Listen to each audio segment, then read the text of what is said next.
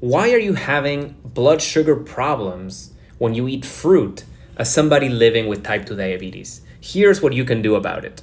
First, you gotta know these three very important things. Number one, fruit does not cause type 2 diabetes.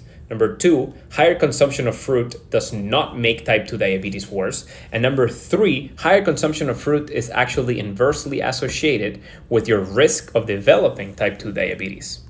A lot of people living with type 2 diabetes tend to avoid eating fruits like mangoes, bananas, and pineapples because it spikes up their blood sugar levels.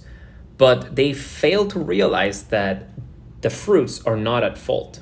What is happening is that they are insulin resistant at a cellular level, and that is what's leading to an unfavorable response to all carbohydrates. Fruits were never at fault and they're never going to be at fault, so they need to be left out of this conversation. All the meta-analyses of cohort randomized control trials point that higher consumption of fruits lowers your risk for developing type 2 diabetes. And another study, as a matter of fact, shows that removing fruit from the diet of people living with type 2 diabetes does not improve their glycemic control. So you have to understand that carbohydrates in their whole form, whether they come from fruits, from vegetables, from whole grains, from legumes, they're not bad for type 2 diabetes.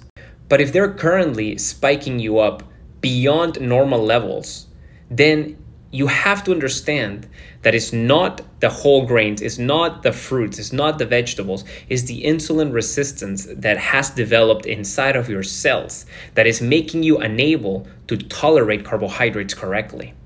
A buildup of fat inside of your cells, known as intracellular lipids, has accumulated, creating this insulin resistance at a cellular level. This is the root cause of your high blood sugar problems. This is what it's leading you to become carbohydrate intolerant. You need to diminish the size of that fat buildup so your cells become sensitive to insulin again. And if you didn't know, insulin is that hormone that opens your cells so glucose can go inside of them. So how do you do this? Through lifestyle changes, proper nutrition, and proper movement. We have a free guide with meal plans to lower blood sugar. Click on our name, then click on more, which will open all of our links. Scroll down to free guide and meal plan, click on it, and that will take you to our ultimate blueprint for perfect fasting blood sugar.